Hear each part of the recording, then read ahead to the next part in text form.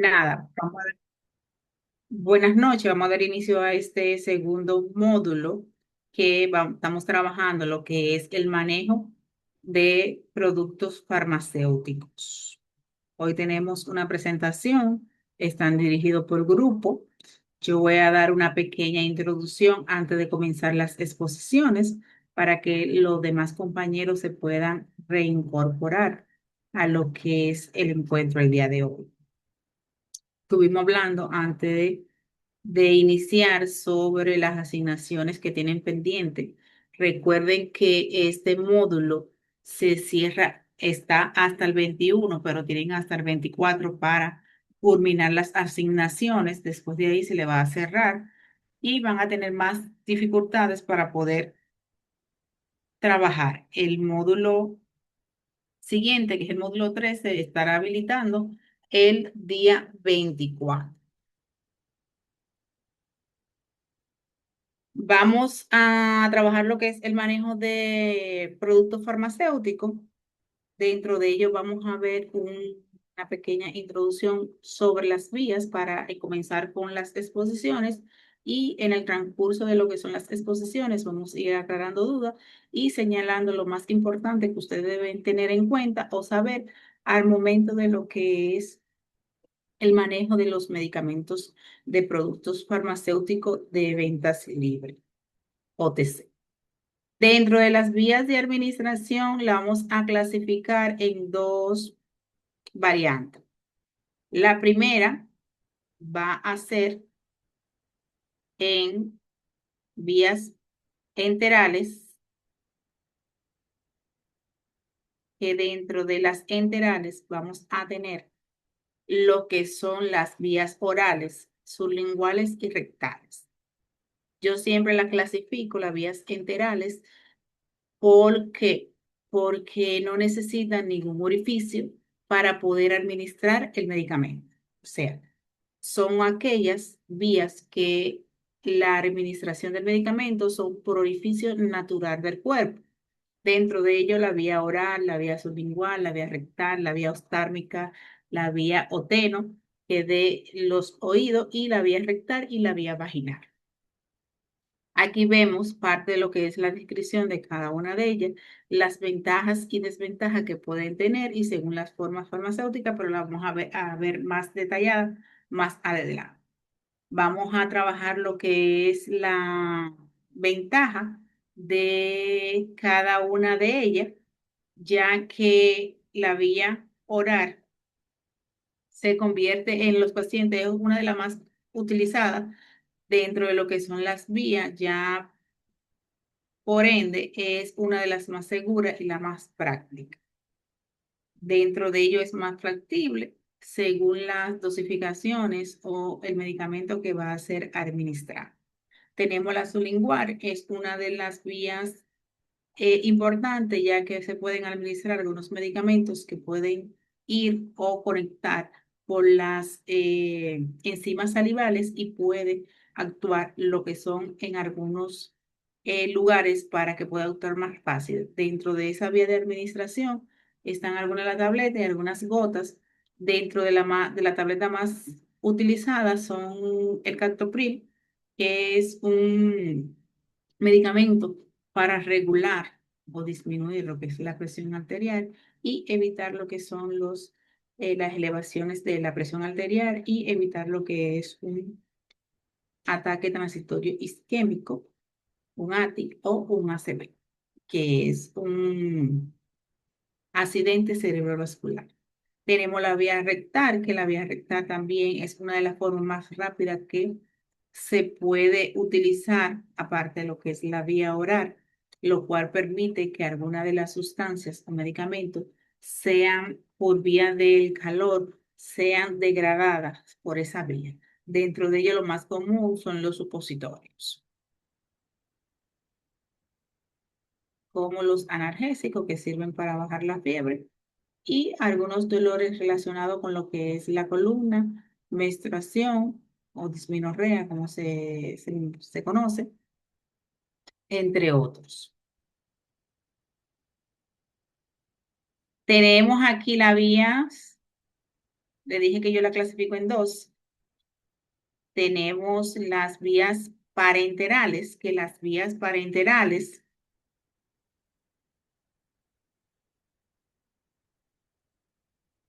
dentro de las vías parenterales, se utiliza por vía de una aguja o un émbolo que tiene la obligación de hacer un orificio al cuerpo para poder introducir lo que son los medicamentos. Dentro de ella tenemos las intramusculares, que la IM, tenemos subcutánea, que es SC, tenemos intradérmica, que es ID. Esas son las parte de las abreviaciones que se puede identificar en la mayoría de las indicaciones médicas o en aquellas indicaciones que se transcriben los medicamentos que van a ser administrados a los diferentes pacientes. Tenemos intraarticular, tenemos la intraósea y la espirular, que la mayoría lo utilizan en el momento de los procesos quirúrgicos, más en mujeres embarazadas. Tenemos lo que es la tópica, que dentro de ella está la vaginal, pero recuérdense que la mencionamos en lo que son los enterales, y la oftálmica también, la óptica, que de los ojos. Dentro de otras vías de administración tenemos intranasales, inhalatorias, y lo que son parte de la tópica, que son las que son por vía de lo que es la piel, como son las cremas, los ungüentos y los gel, que se pueden aplicar en lo que es la parte superior de lo que es la piel o parte superior de lo que es la mucosa de la piel. ¿Dudas hasta el momento sobre la vía de administración? Vamos, chicos. Si no tienen dudas, vamos a comenzar con el primer tema.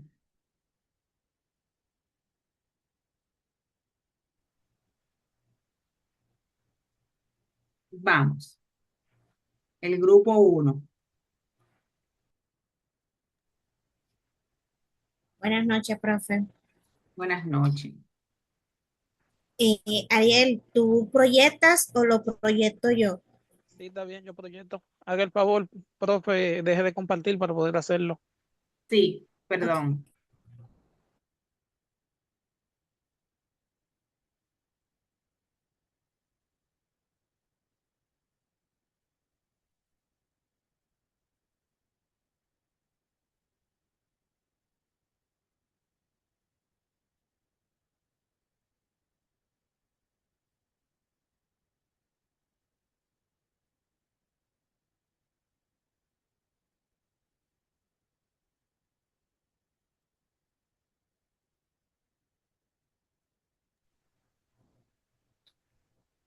Se puede ver ahí, ¿verdad?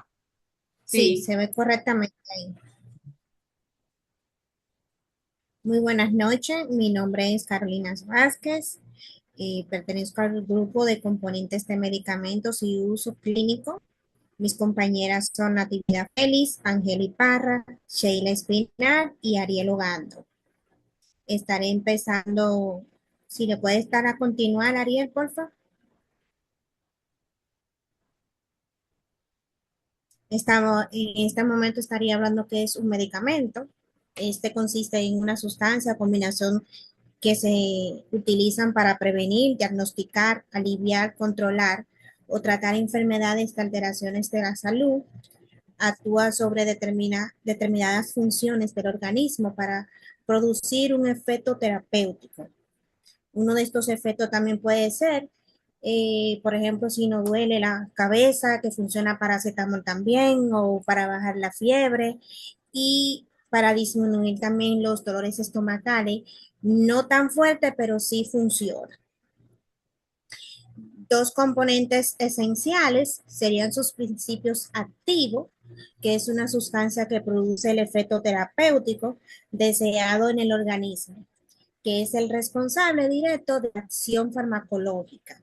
El excipientes, componentes inactivos que facilitan la administración, estabilidad y aceptación del medicamento dentro del cuerpo. Ambos son Pero esenciales para garantizar, ¿sí? Carolina, déjame hacer una salvedad aquí para que siga, para no pasarla. Dentro de Ok. lo que son los componentes esenciales, dice sustancia activa y excipiente.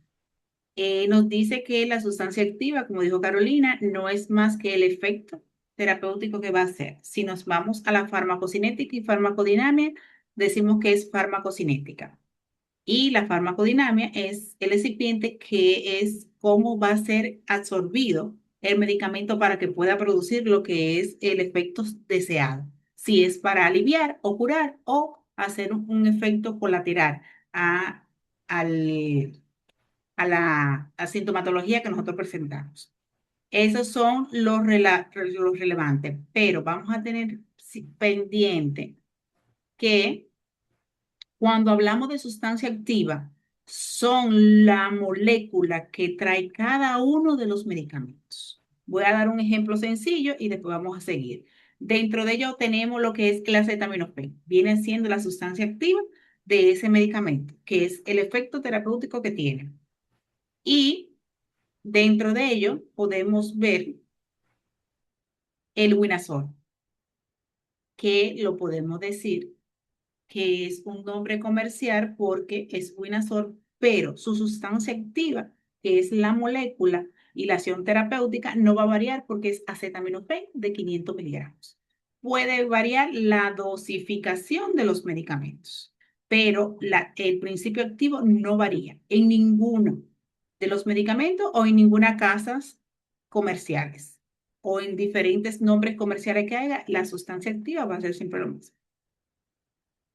Puedes seguir, Carolina. Gracias, profe. Ambos son esenciales para garantizar la eficiencia y la seguridad del fármaco. Continuamos, Ariel. Sus principios activos, eh, el corazón del medicamento, es efecto farmacológico, son los responsables directos de la acción terapéutica, perdón, en el organismo, interactuando con receptores y tejidos. Dosis específica, la cantidad precisa del principio activo determina la respuesta terapéutica. Dosis insuficiente y sin efecto. Aquí quiero agregar un ejemplo. Por ejemplo, cuando vamos al médico o cuando vamos a un doctor X por una infección X, se nos dice que debemos de tomarlo cada 8 horas. ¿Qué sucede?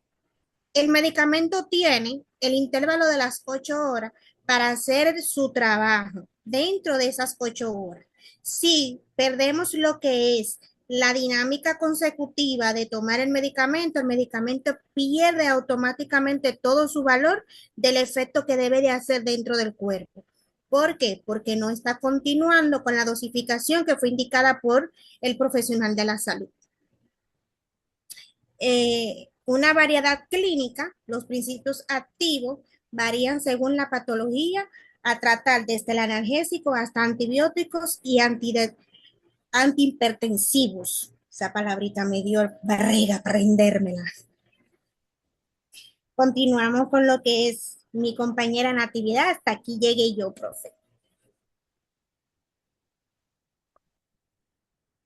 Buenas noches, profe y compañeros. Este, nos dice que el excipiente es más que un relleno. Es una sustancia que acompaña al principio activo de un medicamento. No es la sustancia que produce directamente el efecto terapéutico, pero cumple funciones importantes. Por ejemplo, dar forma y volumen al medicamento, mejorar el sabor, color y el olor, facilitar que el medicamento se disuelva o absorba correctamente, ayudar a conservar la estabilidad y calidad del medicamento y facilitar su fabricación y administración.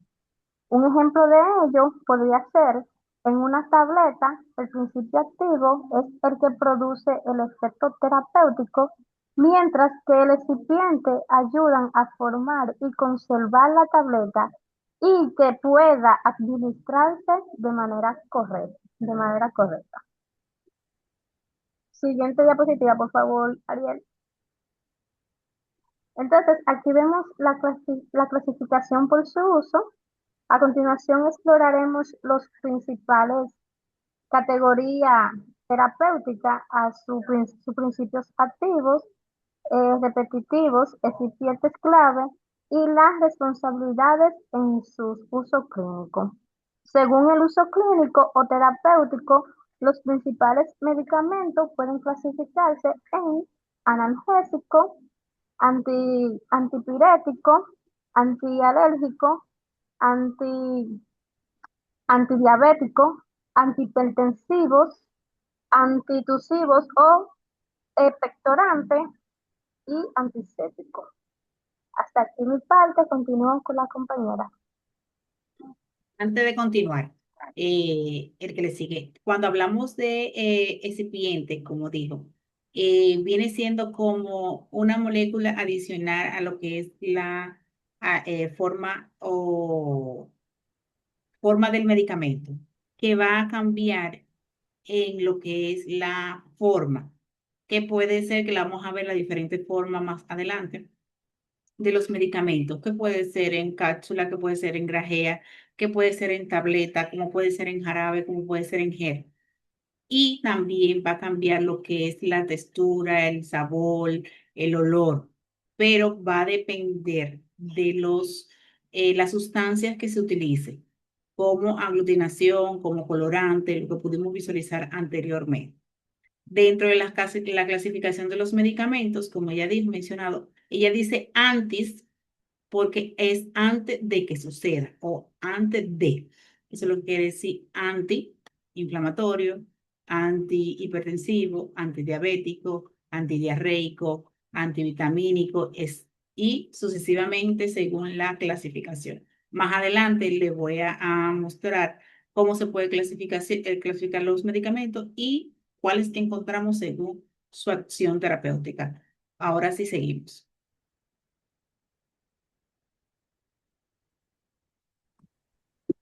Buenas noches. Me da un segundo, por favor.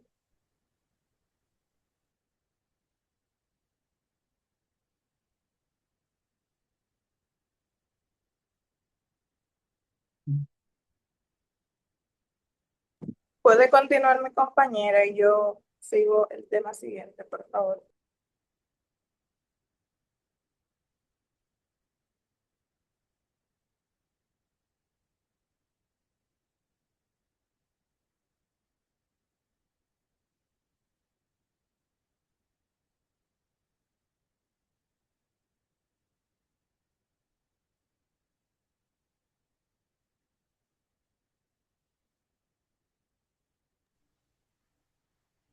Sheila, si puedes continuar tú, por favor.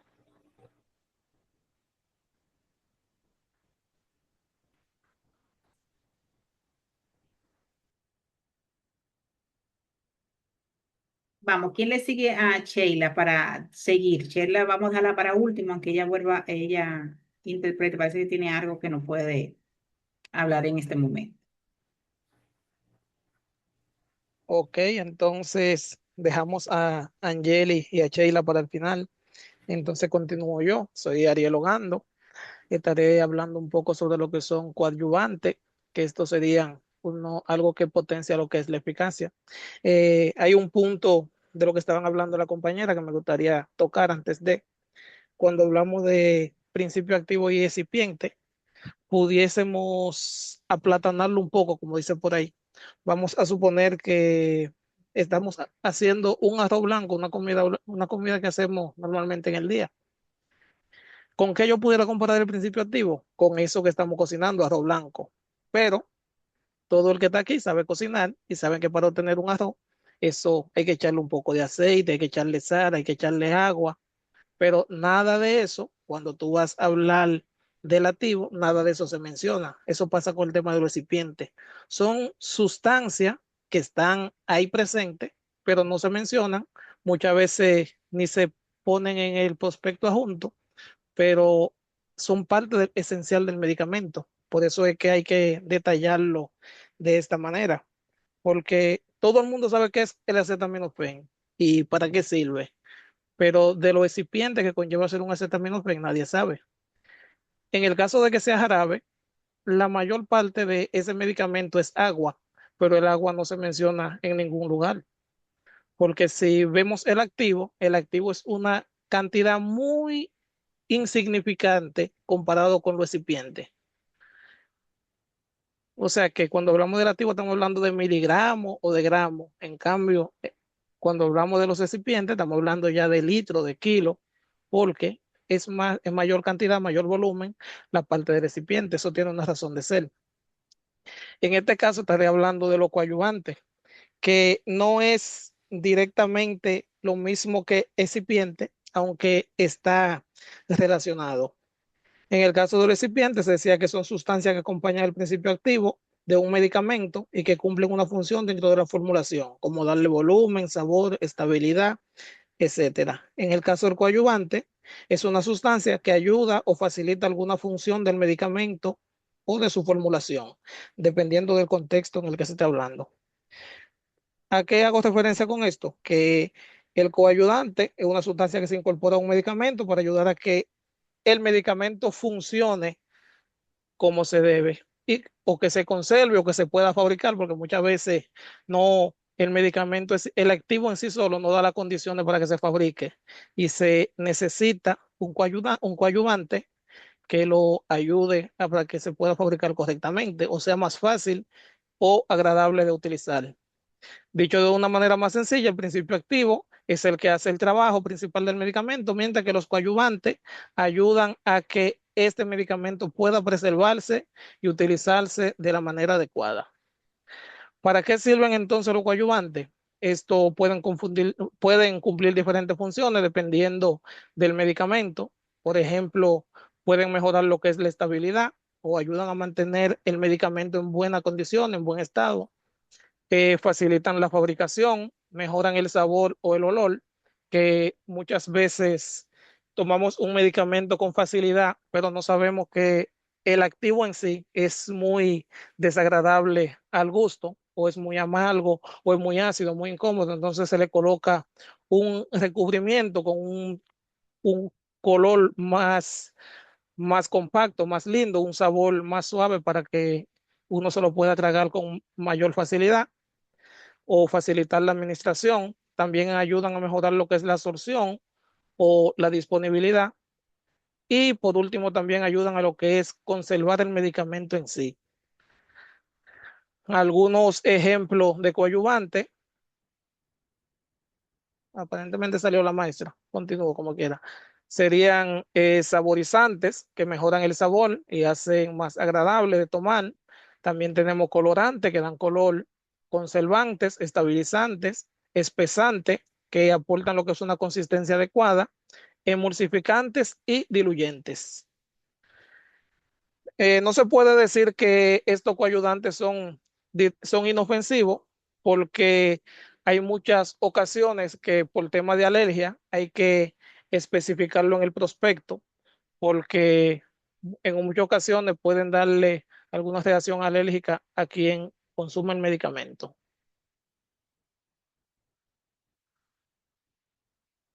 ¿Me siguen escuchando? Sí, sí. Claro y fuerte. Sí, ¿sigo o espero que se conecte la maestra? Ya está Ya aquí. está ahí, mírala ahí. Ah, ok.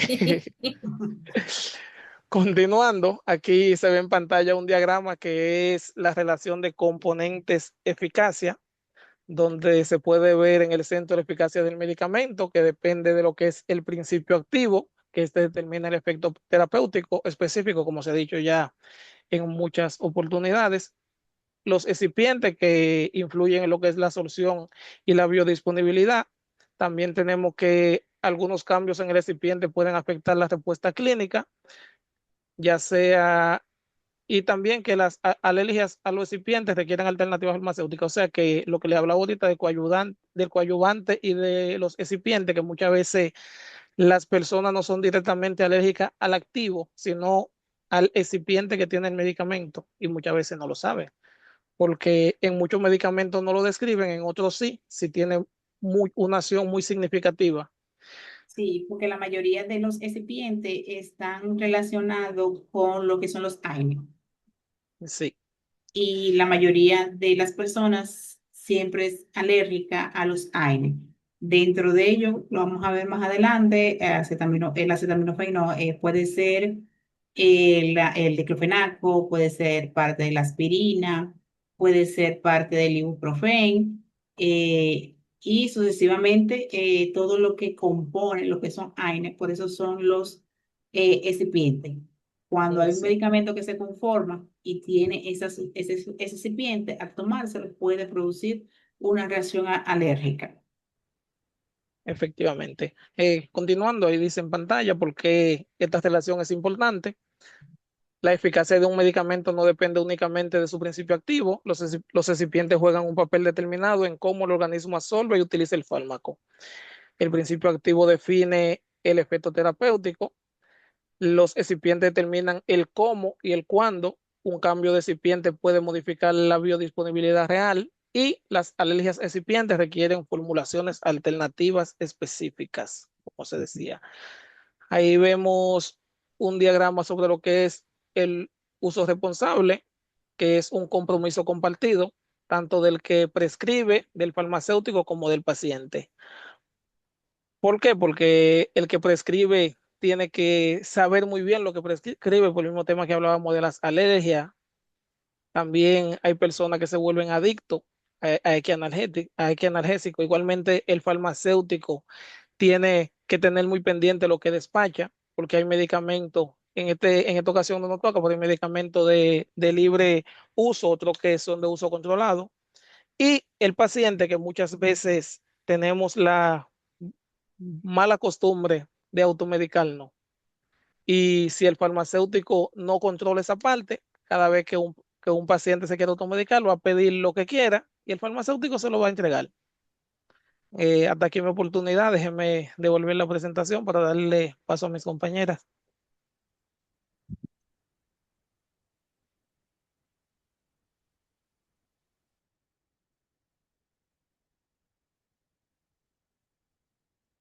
Vamos, Sheila. Buenas noches. Estaré hablando de los antiinflamatorios, antihipertensivos, antiácidos y protectores gástricos. Los antiinflamatorios son medicamentos que reducen la inflamación, el dolor y la fiebre. La mayoría también se llaman AINES, antiinflamatorios no esteroideos. Sirven para el dolor de cabeza, dolor muscular, artritis, herpes, perdón, herpes íngices, dolor de muela, fiebre, cólicos y cólicos menstruales. ¿Cómo actúan? Bloquean enzimas llamadas ciclooxigenasas con que producen sustancias que causan inflamación y dolor. Ejemplo, ibuprofen, Advil y Motril, naproxeno, Planas y Apronas. Hipertensivos son medicamentos que bajan la presión arterial alta. La hipertensión no duele, pero daña el corazón, los riñones y el cerebro si no se controla. Sirven para tratar y controlar la presión arterial alta, para prevenir infartos, derrames cerebrales y daños renales. ¿Cómo actúan? Hay varias familias y cada una baja la presión de forma distinta. ISA, relajan los vasos sanguíneos, ejemplo, enalapril, captopril, etc. Dato clave, son de uso diario, no se deben suspender sin orden médica porque la presión puede subir de golpe.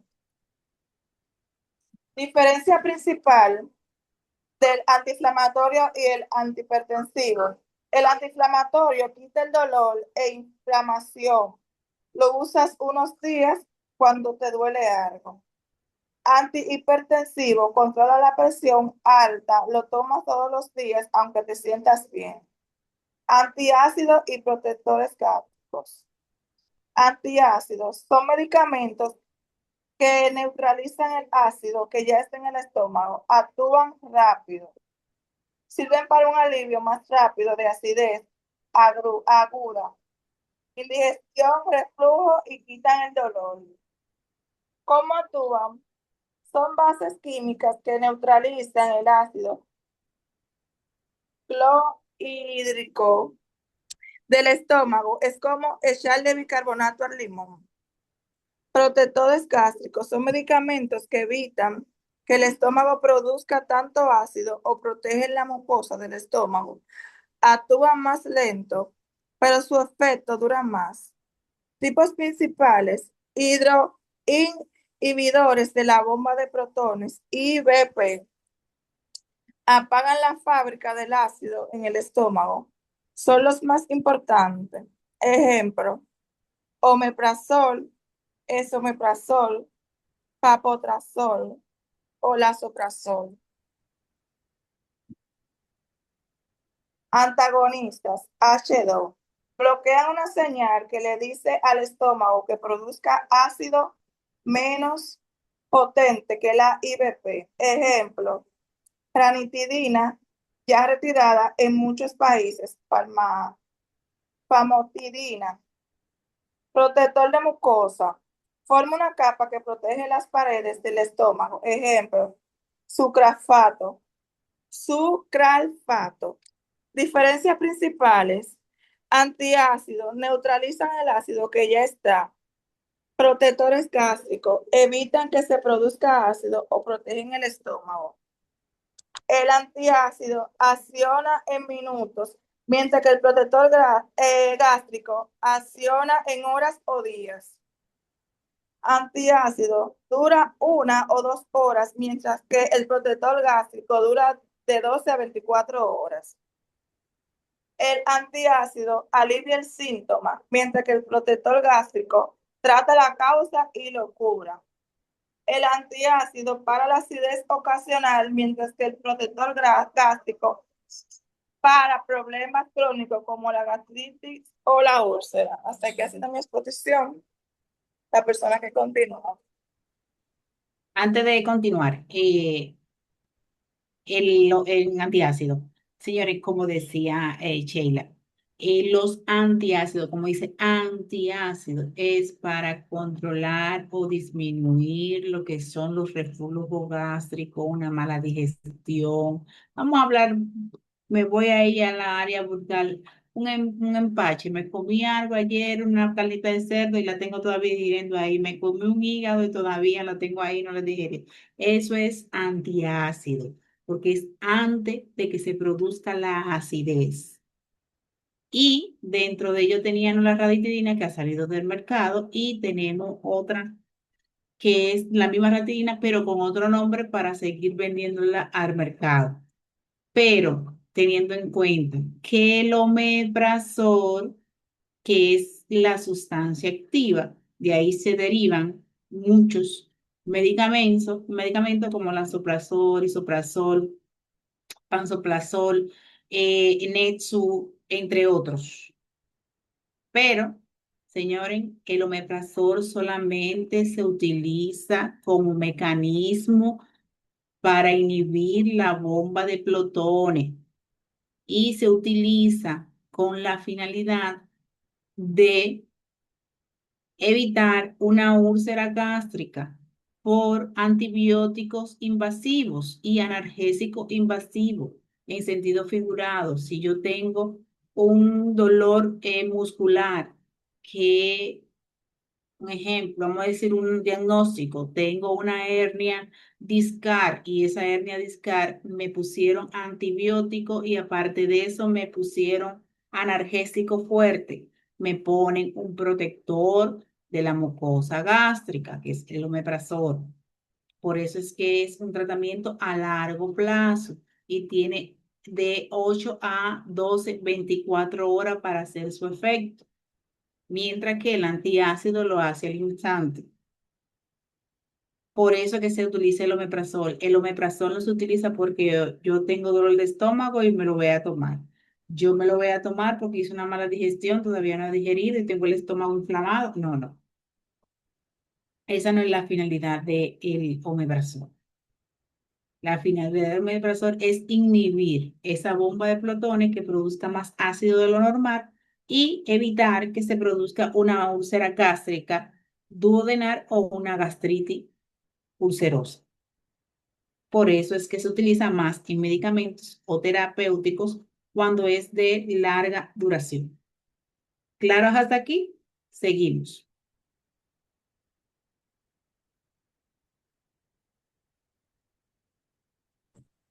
Buenas noches, voy a exponer el analgésico contra el dolor.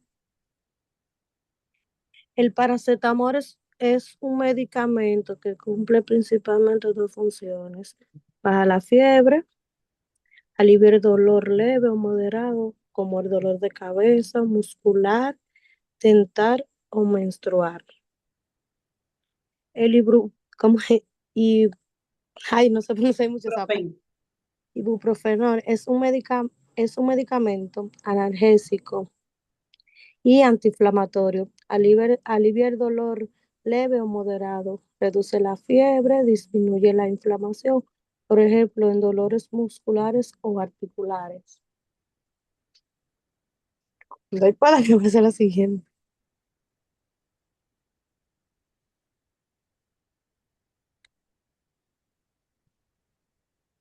Bueno, Antes de pasar, aquí tenemos el omeprazol, teníamos el paracetamol y el ibuprofeno. El paracetamol decía que es un medicamentos para bajar la fiebre y dolor moderado. Y el ajá. ibuprofeno tenía AINE. Entonces eso quiere decir que el que es alérgico a esas sustancias de AINES, que son antiinflamatorios no esteroideos, sí le va a producir una reacción adversa. Cuando hablamos de AINE y dentro de ellos mencionados que pueden tener parte de lo que es AINE y lo que no son AINE, que no tienen alguna sustancia, se utiliza con tres finalidades: para dolor, para inflamación y para la fiebre. Eso que no se me olvide. En el sentido figurado, el que va a tomar el paracetamol, que es lo mismo, porque primero estaba el paracetamol y después salió del paracetamol la familia el acetaminofén, que se ha quedado. Por ahora el paracetamol está, pero se utiliza más el acetaminofén. Eh, Dentro de ello, la finalidad es bajar fiebre, dolor e inflamación. Si yo tengo un dolor, me va a ayudar. Si tengo fiebre, me va a ayudar. Si tengo inflamación, puede ser por un golpe, puede ser por la menstruación, puede ser por una hernia, puede ser por una obstrucción, me va a ayudar. Por eso es que a los niños cuando tienen una fiebre y tienen molestia, porque se quejan, se sienten incómodos, le dan el acetaminofén, que eso va a hacer las funciones colaterales de bajar la fiebre, aliviar el dolor y bajar la inflamación si hay un proceso inflamatorio. Seguimos. Antibióticos contra las infecciones bacterianas. La amoxicilina es un antibiótico de la penicilina. Se utiliza para tratar diversas infecciones causadas por bacterias, como algunas infecciones respiratorias de oído, garganta y vía urinaria. La acitromicina es un antibiótico del grupo de los macrolidos. Se utiliza para tratar detenidamente infecciones bacterianas, especialmente algunas respiratorias, de garganta y ciertas infecciones de transmisión sexual. Ambos combaten bacterias, pero no sirven para infecciones virales como la gripe o un resfriado. Debe utilizarse según la indicación de un profesional de la salud.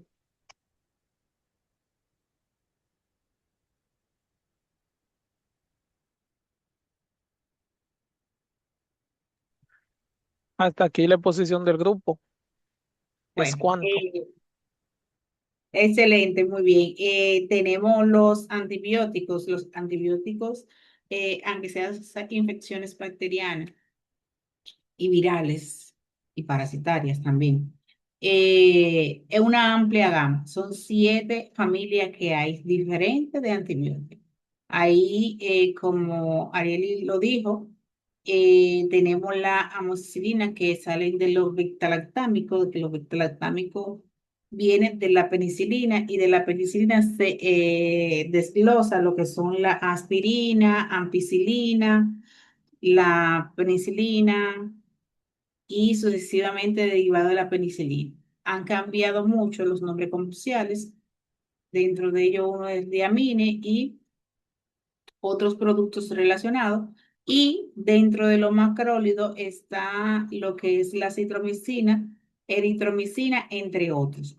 Más adelante, yo le voy a destacar por familia de los antiinfecciosos cómo se van clasificando, según las familias y los medicamentos. Lógico, estamos el día de hoy trabajando o vamos a trabajar lo que son el manejo de los medicamentos de ventas libres, no casas comerciales, que la vamos a ver más adelante.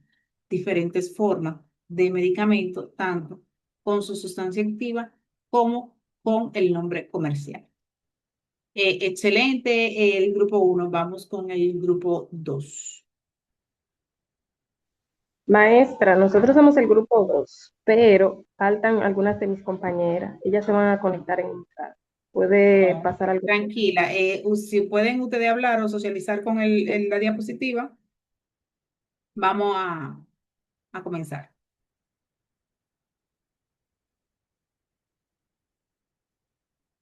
Usted dice que empecemos nosotras, porque ellas se van a conectar. Sí, pueden ir socializando el tema hasta que ya se vayan conectando.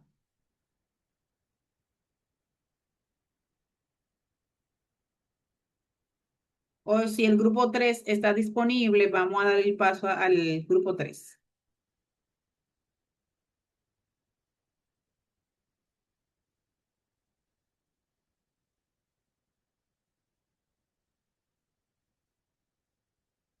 Vamos.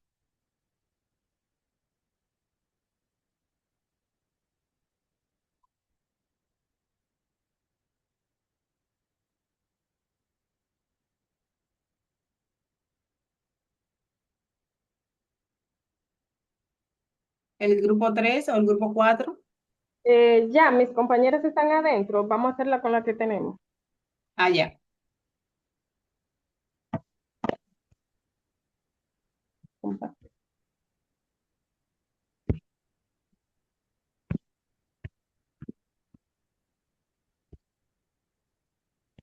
Mira, no hay como la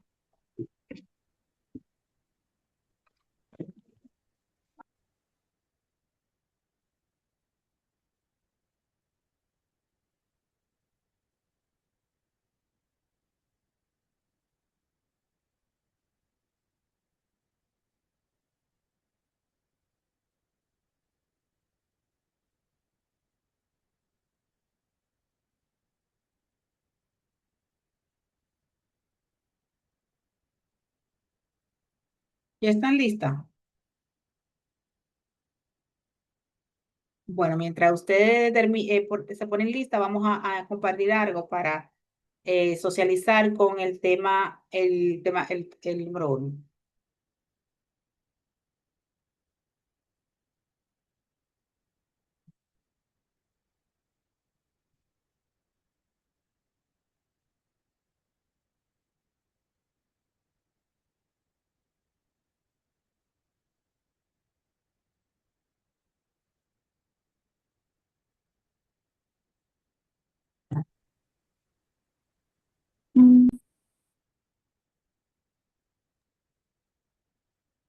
Listo, Lichelle.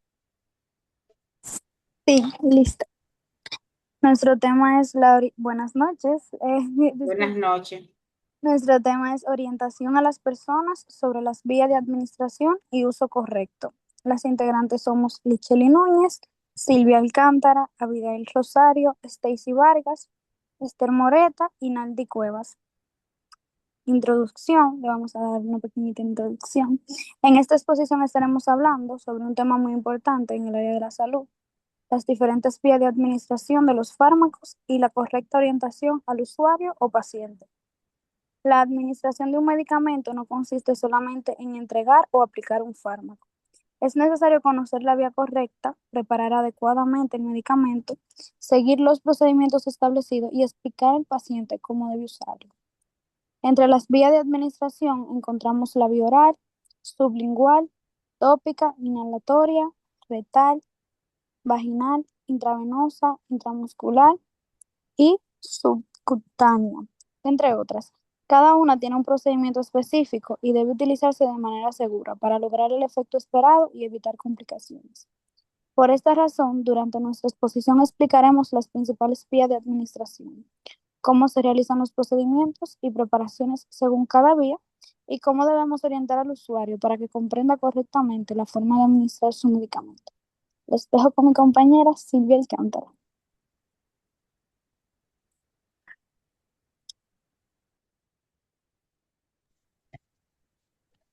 Buenas noches, mi nombre es Silvia Alcántara. Vías de administración de medicamentos. Las vías de administración son las diferentes formas en que un medicamento puede introducirse o aplicarse en el organismo para producir su efecto. La vía utilizada depende del medicamento, del efecto que se busca, de las condiciones, y depende de las condiciones del paciente. Entonces, la vía oral consiste en administrar el medicamento por la boca y tragarlo. Una de las vías más utilizadas porque es sencilla, cómoda y generalmente económica. Los medicamentos pueden presentarse como tabletas, cápsulas, comprimidos o jarabes. Su absorción ocurre principalmente en el intestino. Tenemos la vía sublingual. Consiste en colocar el medicamento debajo de la lengua donde se absorbe rápidamente a través de los vasos sanguíneos de la boca. Una ventaja importante es que evita en gran parte el paso inicial por el hígado, por lo que algunos medicamentos pueden actuar más rápido. Un ejemplo de ello es la nitroglicerina. Tenemos la vía rectal. Consiste en administrar el medicamento a través del recto, generalmente mediante supositorio. Puede utilizarse cuando la persona no puede tomar medicamentos por la vía oral. La mucosa rectal tiene abundante irrigación sanguínea, lo que permite la absorción de algunos medicamentos. También tenemos la vía tópica. Esta consiste en aplicar el medicamento directamente sobre la piel o determinadas mucosas. Se utiliza principalmente para producir un efecto en la zona donde se aplica. Puede presentarse en forma de crema, pomadas, geles o lociones. También tenemos la vía parenteralis. Son aquellas vías en las que el medicamento se administra mediante una inyección, evitando el aparato digestivo. Se utiliza cuando se necesita una acción más rápida o cuando el paciente no puede tomar medicamento por vía oral.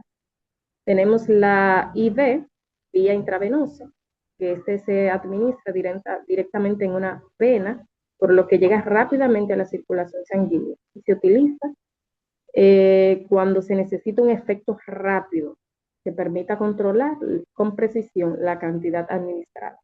También tenemos la IM, vía intramuscular.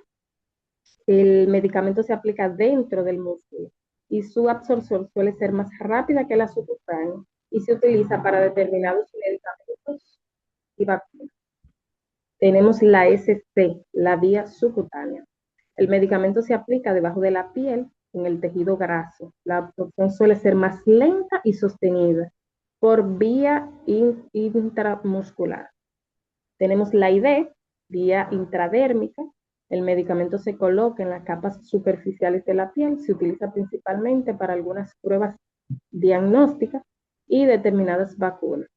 Entonces, la preparación y procedimientos básicos para esto son que antes de administrar un medicamento se debe verificar la indicación, el medicamento, la dosis, el paciente, la vía y la fecha del vencimiento del medicamento. También se realiza higiene de manos, se prepara el material necesario y se mantiene una técnica limpia y segura. La administración de este medicamento inyectable debe ser realizada por el personal capacitado, siguiendo las normas de seguridad correspondientes.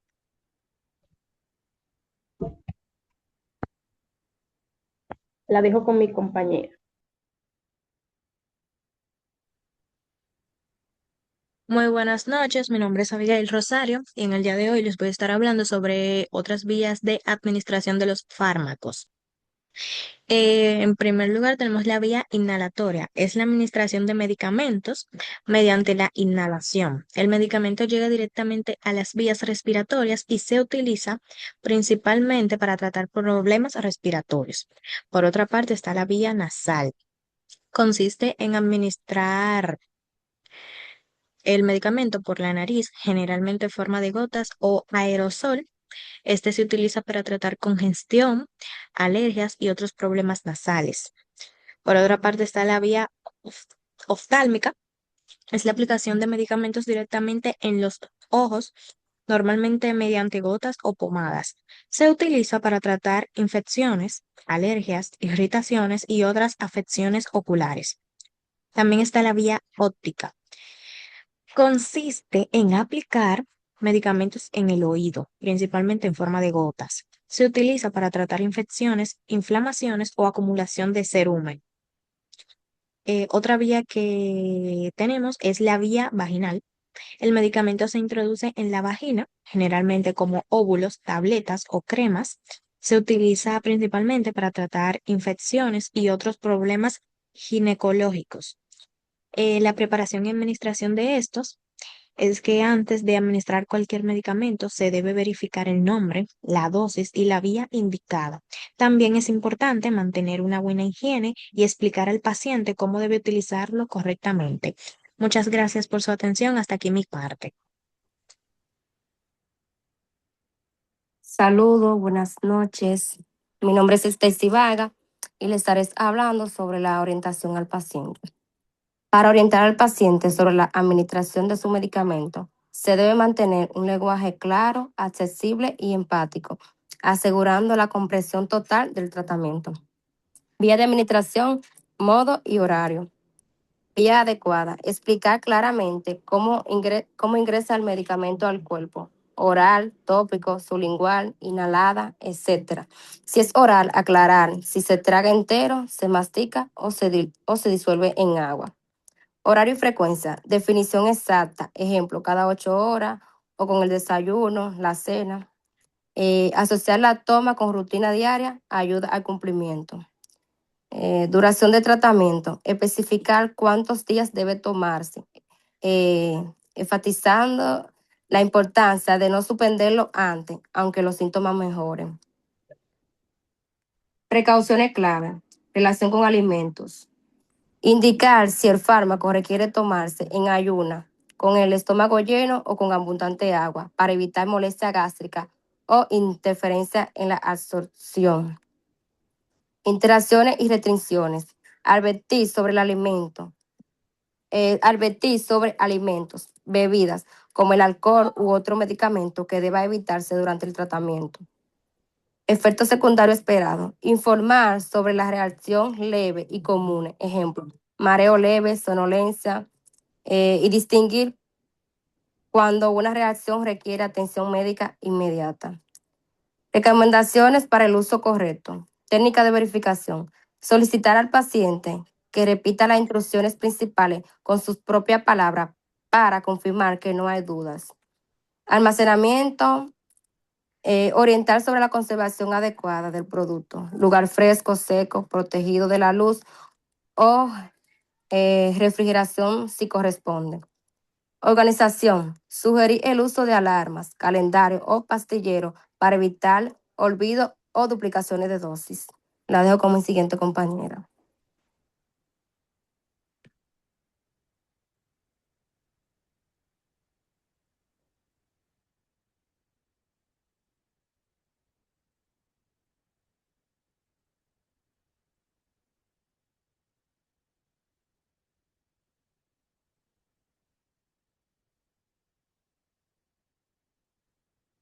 Esther.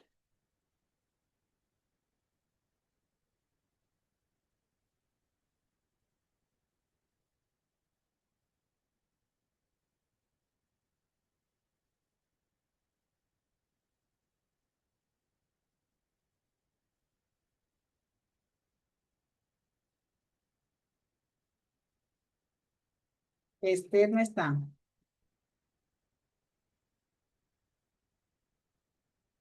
Bueno, continúa la siguiente porque este parece que no está. Ya se escucha.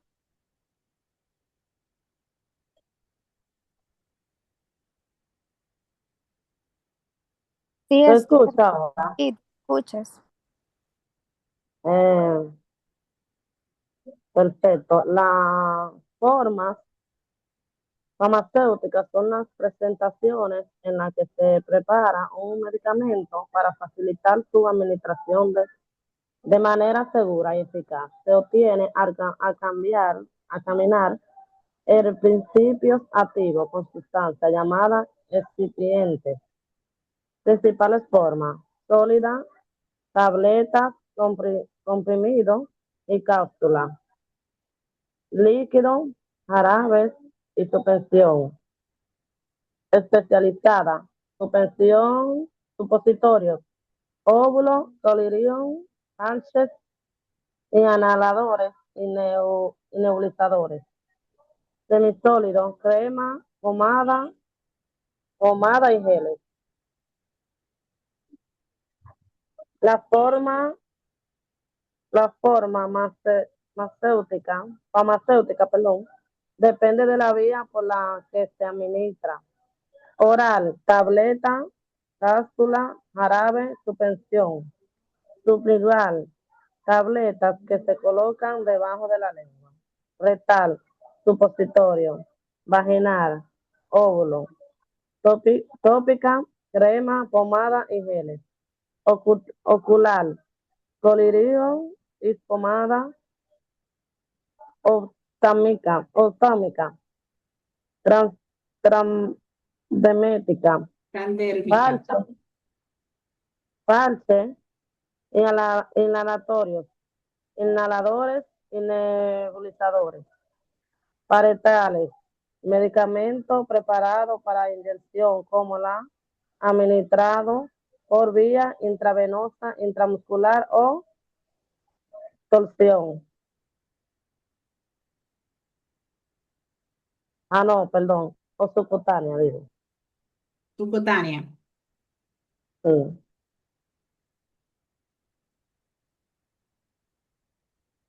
Buenas noches.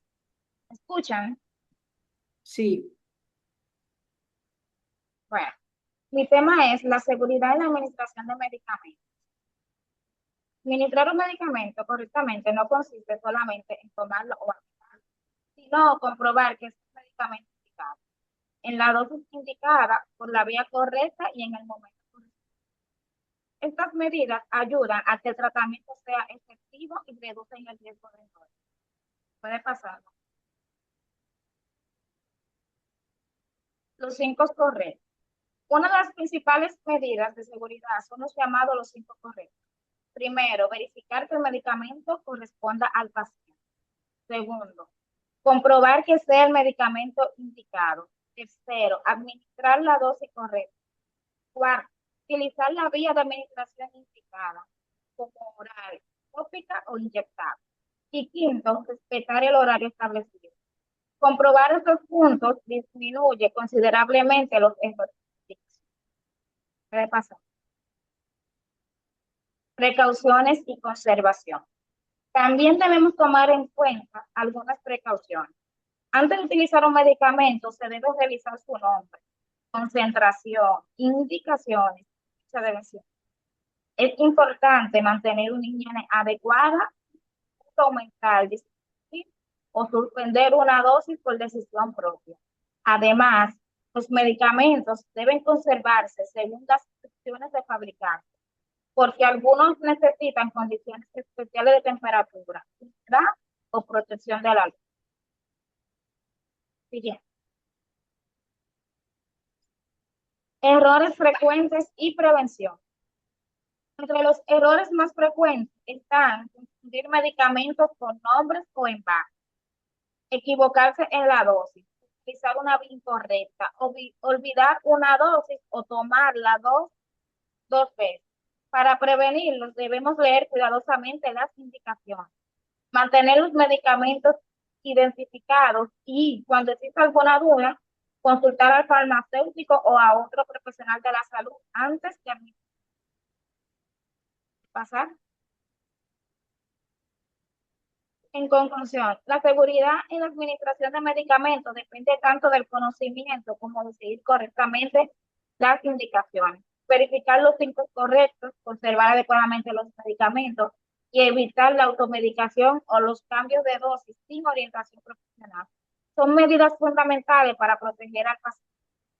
Por ejemplo, aunque tengamos el medicamento correcto, si se administra una dosis equivocada o por una vía que no corresponde, podemos poner en riesgo al paciente. Por eso, todos estos elementos deben cumplirse con. Muchas gracias. Hasta aquí. Excelente. Dentro de lo que pudimos visualizar de las vías de administración, como iniciamos con ese tema, yo la clasifico en dos, enterales y parenterales. Entonces tenemos las tópicas y las demás que se van desarrollando, como la inhalatoria, la nasal y, como le dije, la enterales se supone que es por el orificio natural del cuerpo, que decimos la boca, la nariz, los ojos y los oídos, el recto y la vagina. Y la parenterales, como dice parenterales, se necesita de un orificio para que puedan administrar los medicamentos. Ya ahí hablamos de la intramuscular, endovenosa, intradérmica, subcutánea, todo lo que necesite una aguja o un émbulo para poder penetrar lo que es o administrar los medicamentos. Tenemos que tener siempre tener los 5 correctos, que es el paciente correcto, la dosis correcta, y dentro de ellos socializar siempre al momento. Dentro de las precauciones son la correcta que debemos orientar en cuanto a la dosificación, administración de los medicamentos y conocer las diferentes formas de presentación. Ahí vimos varias. Yo la clasifico en 3: sólida, semisólida y líquida. Dentro de las sólidas son todo lo que es compactado. Dígase tableta, comprimido, grajea, eh, eh, de polvo, etcétera. Todo lo que es compactado es sólido. Semisólido, como no es ni sólido ni es líquido, entonces ahí yo pongo lo que son las cremas, el gel, el ungüento.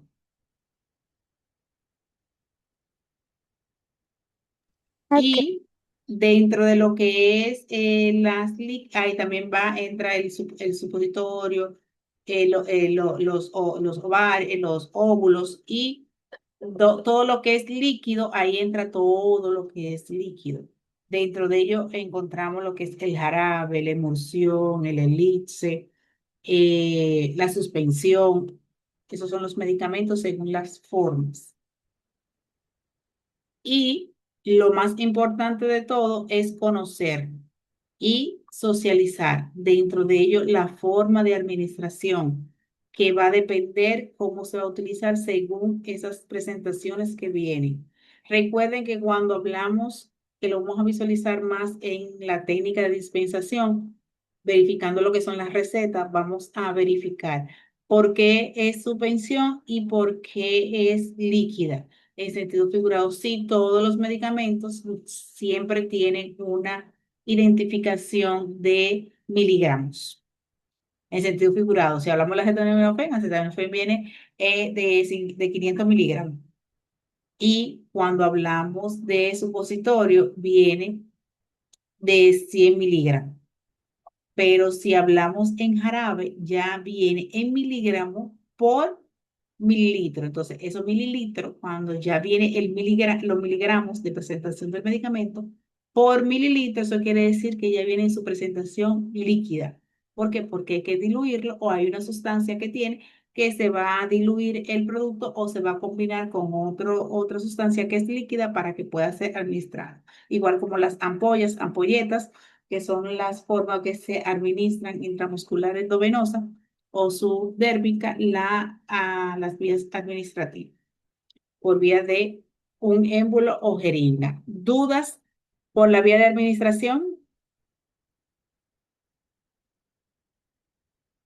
vamos a seguir con el Para concluir tercer grupo. nuestra parte, profe, para concluir nuestra exposición, podemos decir que conocer las vías de administración de los fármacos es fundamental para garantizar un uso correcto y seguro de los medicamentos. Cada vía requiere una preparación y un procedimiento específico, por lo que el personal de la salud debe actuar con responsabilidad y seguir las indicaciones correspondientes. De igual manera, es muy importante orientar al paciente de manera clara y sencilla, explicándole cómo, cuándo y por qué debe administrar su medicamento, además de las recomendaciones que debe tener en cuenta. Una buena orientación permite que el paciente participe correctamente en su tratamiento, disminuye el riesgo de errores y contribuye a obtener mejores resultados. Por eso, administrar un medicamento correctamente no solo significa aplicar o entregar un fármaco, sino también garantizar que el paciente sepa cómo utilizarlo de forma segura y adecuada. Eso yo siento que pasa mucho con las personas de mucha edad. O sea, ellos, por más que tú intentes explicar, ellos como que no entienden tan bien y uno tiene que tener paciencia y decirle porque los medicamentos que normalmente ellos usan casi siempre son un poquito peligrosos si no lo usan de forma correcta y ese tipo de cosas. Entonces uno tiene que ser un poco Sí, por amable eso es que en el y momento que paciente. uno lo va a dispensar, esos productos, personas ya de cierta edad, es lo más recomendable es ponerlo en la caja, teniendo en cuenta es cómo se lo va a tomar. Y uno le puede decir, no, no se lo tome cada 12 horas, cada 24 horas, porque ellos no van a entender. Mira, usted se la toma a las 12 del día y se la toma a las 10 de la noche, porque es un horario más o menos. O se la toma a las 7 de la mañana, 3 de la tarde, 7 de la noche, porque la memoria de ellos no socializa tan rápido como la de un adolescente o una persona de una edad que sí puede socializar, aunque se le puede olvidar la toma, pero sabe el momento y cómo se va a administrar el medicamento. Excelente, el grupo número 2. Vamos con el número 3.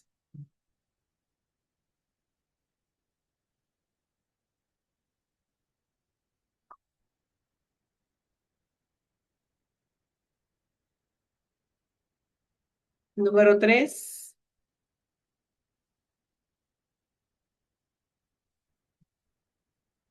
Número 4.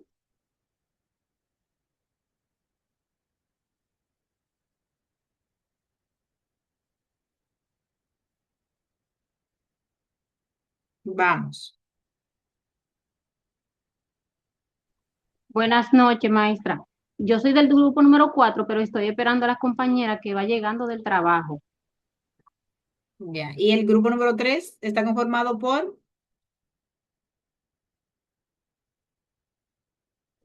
porque se Necesitamos formaron 4 grupos. ayuda para compartir pantalla, maestra. Dígame. Si uno de nuestros compañeros puede compartir pantalla. Yo lo voy a hacer. ¿Alguien que la... Un momento. Bueno, Patricia la va a ayudar.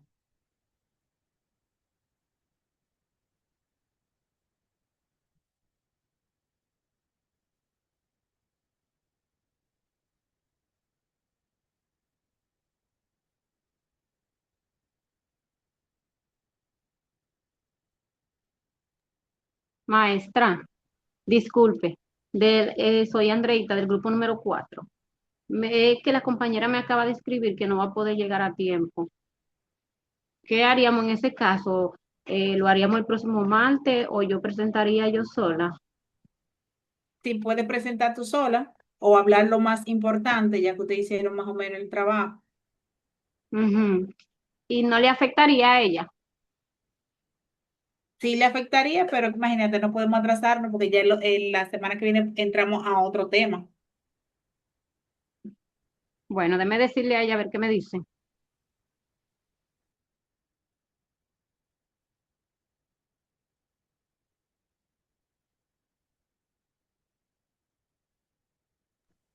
Ese no es el otro.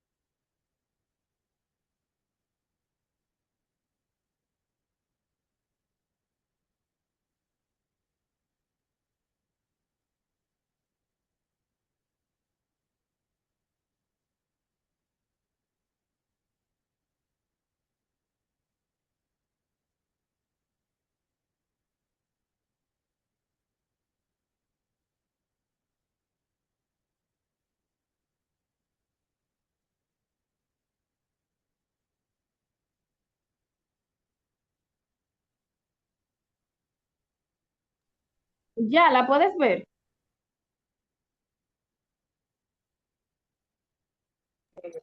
Ahora sí.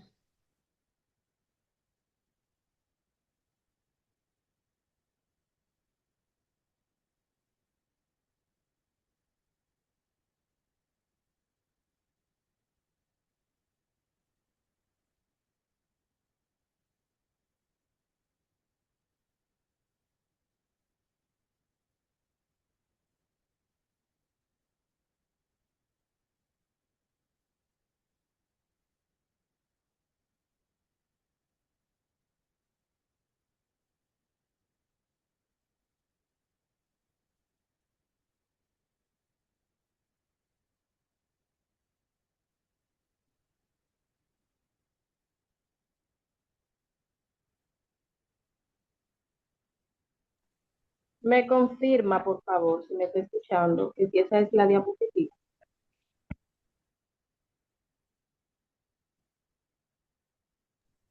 Sí, está. Bien, buenas noches. Nosotras somos el grupo número 3, conformado por Gisela, Rubí y su servidora Erika Cordero. El día de hoy le vamos a estar hablando sobre El día de hoy le vamos a estar hablando sobre las aplicaciones de las regulaciones de las ventas libres de los fármacos según normativas.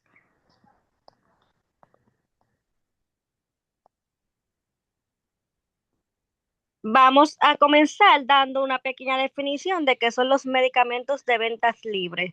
Los medicamentos de ventas libres son aquellos que pueden adquirirse sin receta médica porque están destinados a tratar problemas de salud comunes y utilizados correctamente. Tienen un nivel de seguridad aceptable. Algunos ejemplos son medicamentos para como el paracetamol, que sirve para aliviar el dolor y la fiebre, el ibuprofeno, que sirve para aliviar el dolor, fiebre e inflamación, la loratadina, sirve para síntomas de alergia, el antiácido, que es para la acidez y el malestar estomacal, y algunos medicamentos para el resfriado, para congestión, tos, síntomas o gripe. Es importante, no todos los medicamentos de esta categoría necesariamente son de ventas libres. La clasificación puede variar según el producto, concentración y norma del país. En República Dominicana se debe verificar su condición, su condición de venta autorizada. Las normativas que regulan su venta en República Dominicana las ventas y manejo de medicamentos están regulados principalmente por la Ley General de Salud número 4201 que establece las normas generales para proteger la salud y regula los productos farmacéuticos. La ley número 5088 que se encarga de establecer disposiciones relacionadas con sustancias controladas. El reglamento número 24606, que regula la fabricación, control de calidad, almacenamiento, distribución, comercialización, publicidad y dispensación de medicamentos. Las disposiciones y controles del Ministerio de Salud Pública que supervisan los establecimientos y productos farmacéuticos. Importante. Que un medicamento sea de venta libre no significa que sea completamente inofensivo. Debe utilizarse respetando las dosis, las advertencias y las tradiciones. Durante la venta de un medicamento es importante conocer algunos términos, como son. No, disculpen, ahora lo dejo con mi compañera Ruby.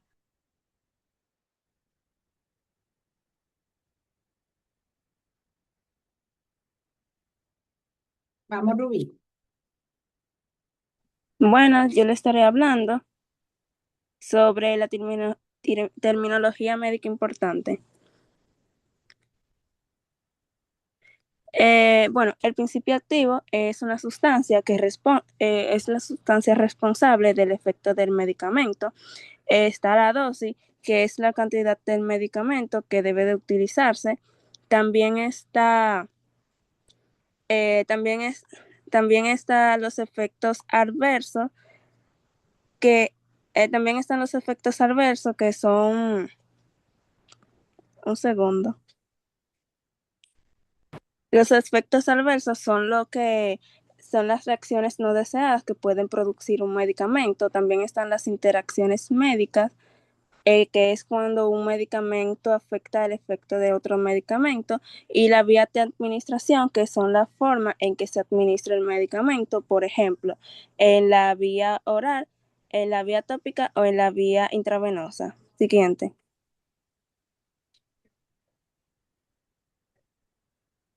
Ahora le estaré hablando sobre la técnica de manejos de medicamentos de ventas libres. Bueno, leer el etiquetado, que es revisar el nombre, su principio activo, su dosis, sus indicaciones, las fechas de vencimiento. También están las las conserva correctamente, es que es mantener los medicamentos en un lugar fresco, seco y fuera de alcance de los niños. También está la verificación de las dosis, que es utilizar la cantidad y frecuencias recomendables en los avances o por un profesional de salud. También está identificar las contradicciones, que este ya es comprobar si existen alergias, enfermedades o situaciones que pueden implicar su uso. También están las revisiones o revisar las interacciones, que es preguntar si la persona utiliza medicamentos, suplementos o productos. También está la no recomendar antibióticos sin receta, que es donde los medicamentos de ventas libres no incluyen aquellos que pueden o requieren una requisición prescrita. Y por último está la consultar al farmacéutico o al médico, que son los síntomas que son intensos, persistentes o que pueden empeorar. Hasta aquí mi parte.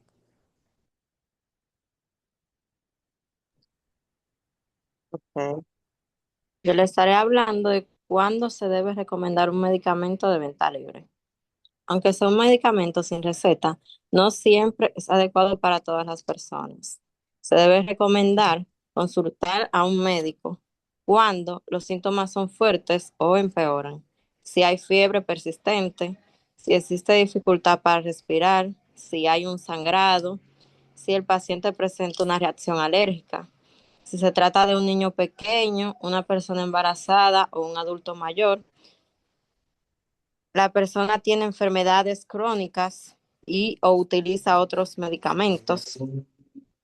Y en conclusión, los medicamentos de venta libre pueden ser útiles para tratar problemas de salud comunes, pero esto no significa que sean completamente inofensivos. Por eso es importante conocer las normas, manejar correctamente los productos y orientar al paciente sobre el uso adecuado. De esta manera podemos prevenir errores, efectos adversos y promover un uso seguro y responsable de los medicamentos hacia nuestros pacientes. Eso es todo. Muchas gracias. Y gracias. Dentro de lo que son las técnicas de regulación que se aplica en lo que es el proceso de dispensación de medicamentos de venta libre, está regulada por el sistema de salud y por la CISAR-RIR, que dentro de ellos son lo que regulan aquellos medicamentos de ventas libre, lo que se pueden vender tanto por unidad como por blister o por una cantidad de que corresponda según el tratamiento que vaya a utilizar. ¿Qué medicamentos pueden estar controlados? Aquellos medicamentos que son opioides. Dentro de ello entra lo que es la morfina, el tramador, aquellos medicamentos que son ya para pacientes con trastornos psiquiátricos, que son ya medicamentos controlados y regulados, tanto por el Sistema Nacional de Salud como antidroga y a la misma vez por la farmacia. Hay medicamentos que son despachados por recetas médicas, que se lo vamos a ver más adelante, que son medicamentos tanto de ventas libres como por indicación o dispensación por receta, que va a llevar un tratamiento correspondiente de 10, 15 o un mes o de uso continuo.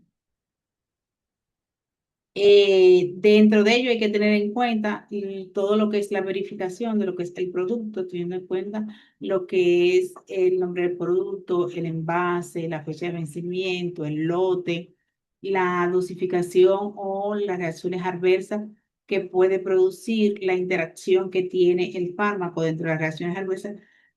Todo paciente está apto de que tenga una reacción adversa, que dentro de ellos son las cosas básicas como náusea, mareo, malestar general, sangramiento,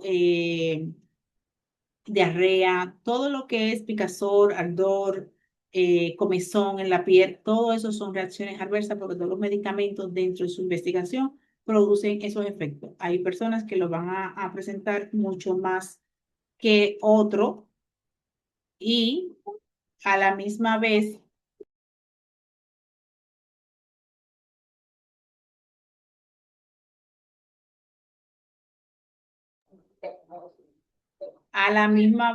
dentro de ellos se encuentran aquellos interacciones o contraindicaciones que ya cuando se refleja una condición o patología que no se debe tomar el medicamento porque puede producir un lateral a otros órganos o al mismo sistema. ¿Duda hasta el momento sobre ese tema? Para entonces comenzar con el grupo 4.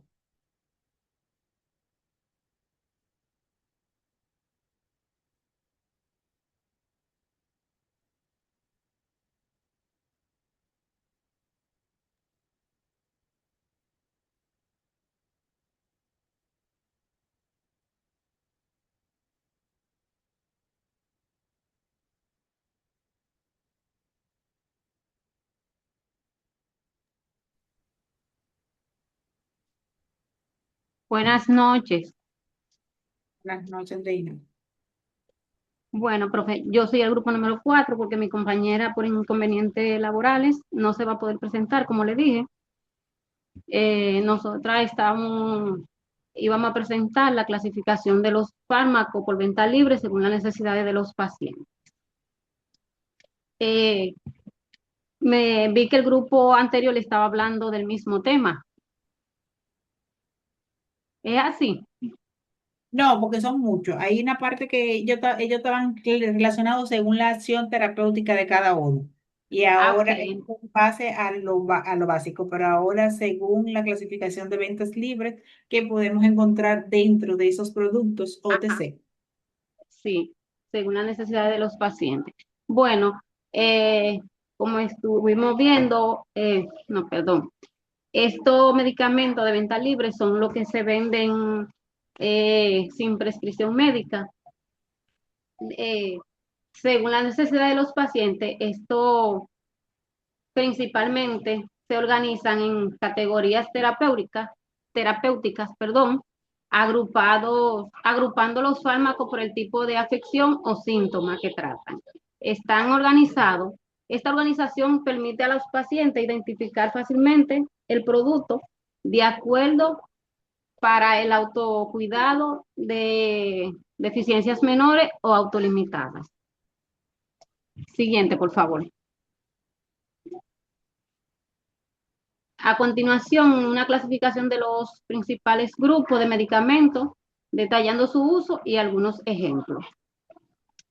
Clasificación de los medicamentos por necesidades terapéuticas. Dentro de esto tenemos necesidades del paciente, categoría terapéutica, analgésicos y antibióticos. Función, alivian dolor, moderado, dolor de cabeza, dolor muscular, dolor dental, entre otros. También reducen la fiebre. También tenemos los medicamentos para resfriado, que son aliviar síntomas como la congestión nasal, estornudo, tos, goteo nasal, entre otros.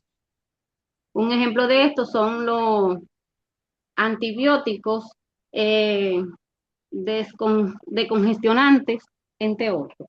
También tenemos los medicamentos gastrointestinales. Dentro de esto tenemos funciones trastornos digestivos comunes como acidez, estreñimiento, diarrea o náuseas. Un ejemplo de esto son los antibióticos, laxantes, y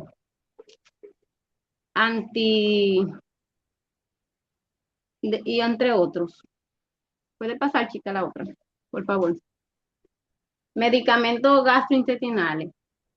Una de sus funciones es tratar afecciones de piel muscosas de forma catalizada. Un ejemplo de esto son las cremas antipicación.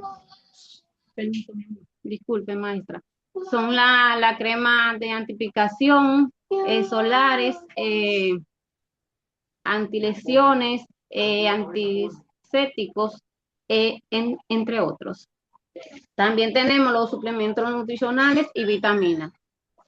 Tratan completamente la dieta para cubrir funciones necesarias específicas.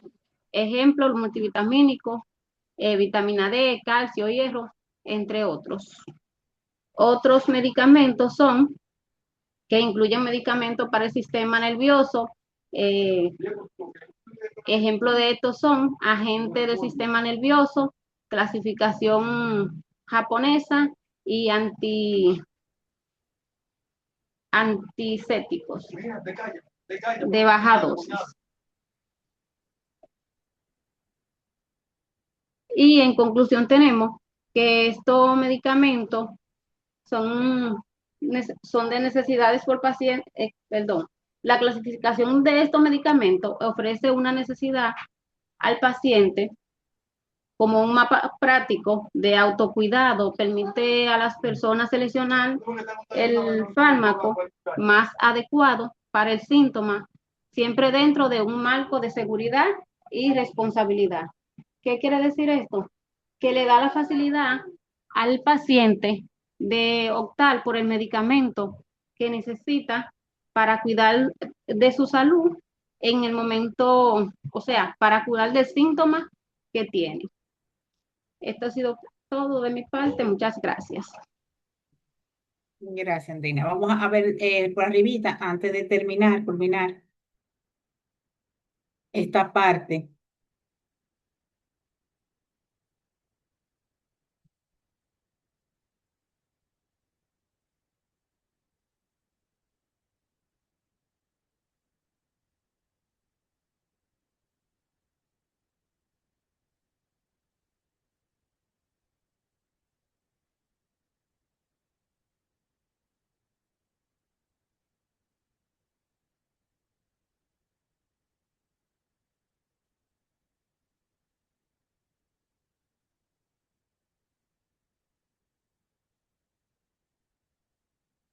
Aquí como vamos a mirarlo por arribita y después de ahí yo le voy a mandar un cuadro básico que lo vamos a ver también en el otro encuentro.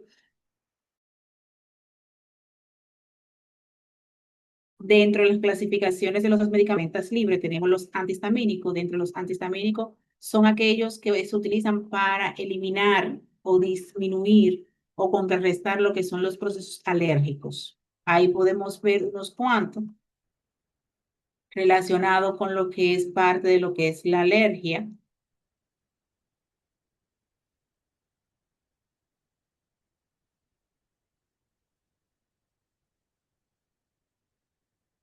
Aquí vemos parte de lo que es tópico según su forma de administración. Vimos la parte que es sólida, que puede ser por vía oral. Aquí vemos lo que es la parte ya tópica.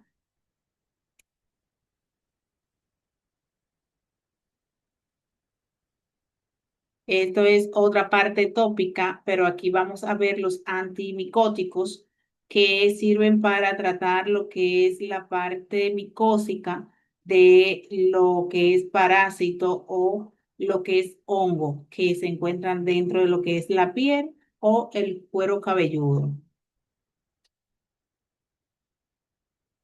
Aquí vemos otra parte de lo que es tópica.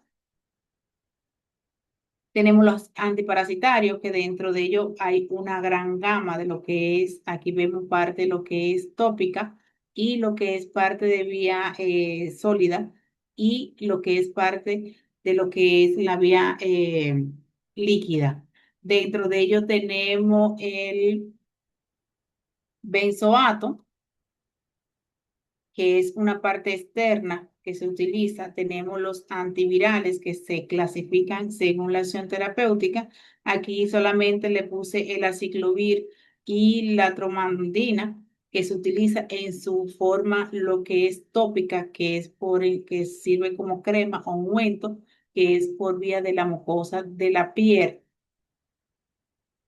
Tenemos los antialérgicos según la acción del sistema que podemos encontrar. Dentro de ello encontramos el ácido acetilsalicílico, conocido como aspirina. Aquí voy a aclarar que la aspirina 81 sí, no sirve como analgésico, sino como agregante plaquetario. Sirve para regular la circulación. Pero cuando hablamos de aspirina mayor a 125, nos sirve como analgésico, antiinflamatorio y para bajar la fiebre. Tenemos el ibuprofeno y el paracetamol. Otros tenemos, dentro de ellos, tenemos lo que es el Taxin, el Tylenol.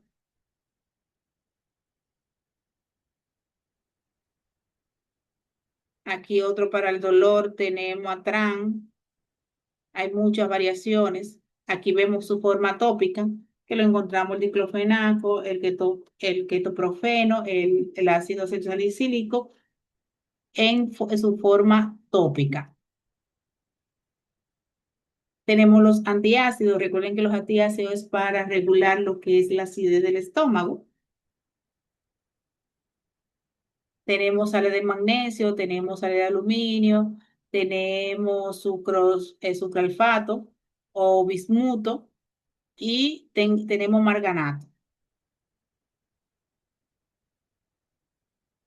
Los antiflatulantes, que eso es para evitar lo que son los gases. Eso se utiliza más en niños neonatos o lactantes, que es menos de 2 años, de recién nacido a 1 año, que se utiliza para disminuir lo que son los reflujos gástricos durante lo que es la lactancia o lo que es la alimentación de los niños.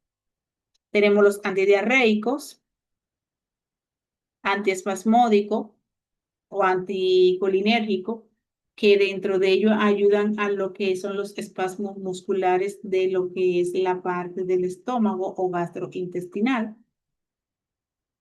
Tenemos los antidiarreicos, que también se clasifican, los laxantes, que se clasifican en los vamos a ver, diarreicos. O puede ser antidiarreico, antiulceroso y laxante. Tenemos los retardadores de la flora intestinal, que ahí ya podemos visualizar los bacilos lácteos, que dentro de ellos hay mucha gama. Está la enterogermina, está otros procesos que ayudan a lo que es la reconstrucción de lo que son la mucosa gástrica. Tenemos los sueros, que son los electrolitos, como el pedialite, electrolito, entre otros. Aquí tenemos lo que son los otenos, que se utilizan como gotas para los oídos. Aquí tenemos lo de los ojos, que hay una gran gama de lo que son los oftálmicos. Tenemos antiséptico y desinfectante, que se utiliza como el yodo, el alcohol, la hidropodidona y el peróxido de oxígeno.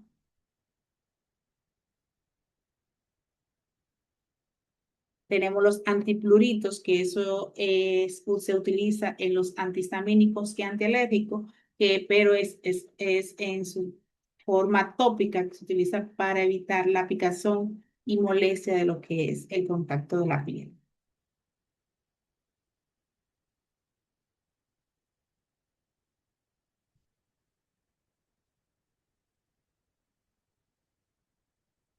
Tenemos los expectorantes que se utilizan para lo que son los procesos ya bronquiales, antitusivos, que se utilizan con la finalidad de eliminar lo que es la tos seca y molesta durante lo que son los procesos gripales. Aquí tenemos los más comunes que son para el resfriado.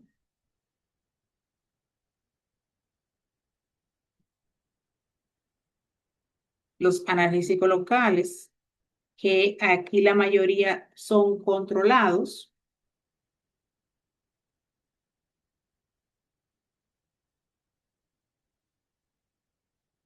Antimucolíticos, que son vaginales, que se utilizan para lo que son los hongos de la flora vaginal. Tenemos las vitaminas o antivitamínicos, que dentro de ellas entran una gran gama.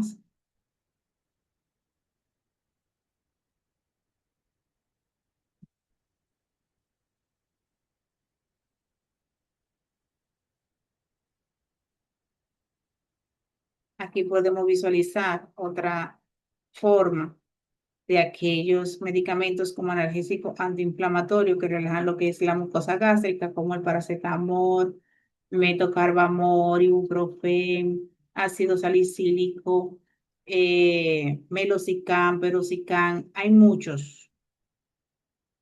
Dentro de los antiácidos y gastrointestinales, ahí tenemos una gran gama. Tenemos bismuto, tenemos compuestos de aluminio, de magnesio, tenemos clorhidrato, tenemos simeticona, bicarbonato con sodio. Ahora hay una combinación que se llama Osmed Plus, que es una combinación de omeprazol con bicarbonato de sodio.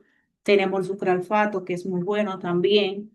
Y dentro de ello el omeprazol, pero entra más como inhibidor de la bomba de protones.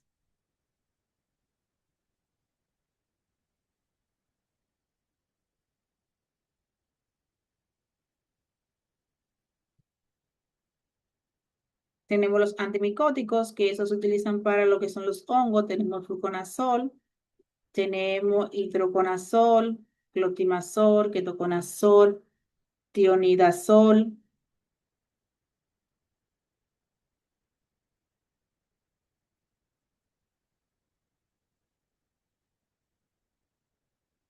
antiparasitario, tenemos albendazol, tenemos lo que es mebendazol, tenemos cenidazol y tinidazol, que es el que más se utiliza.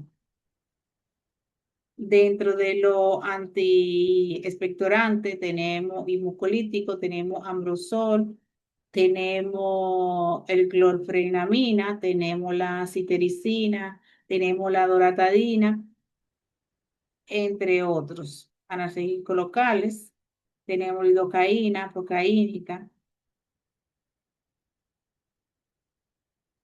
En la parte oftalmológica, antivitaminas y minerales, son muchos. Y por último, le enviaré lo que es la composición de la clasificación para poderlo visualizar en el próximo encuentro. ¿Dudas e inquietudes sobre el manejo de los medicamentos de ventas libre? No, profe. Bueno, entonces no le quito más su tiempo. Nos vemos en el próximo encuentro. Vamos a tratar de terminar lo que son las asignaciones pendientes de este módulo. Recuerden que se Profe, una cierra pregunta. el 24. Dígame. ¿Cuándo fue que usted dijo que va a estar disponible el módulo número 3? El 24. Gracias. ¿Otra duda? Bueno, si no tenemos, nos vemos en el próximo encuentro. Que descansen. Gracias igual. Igual, feliz noche. Sí.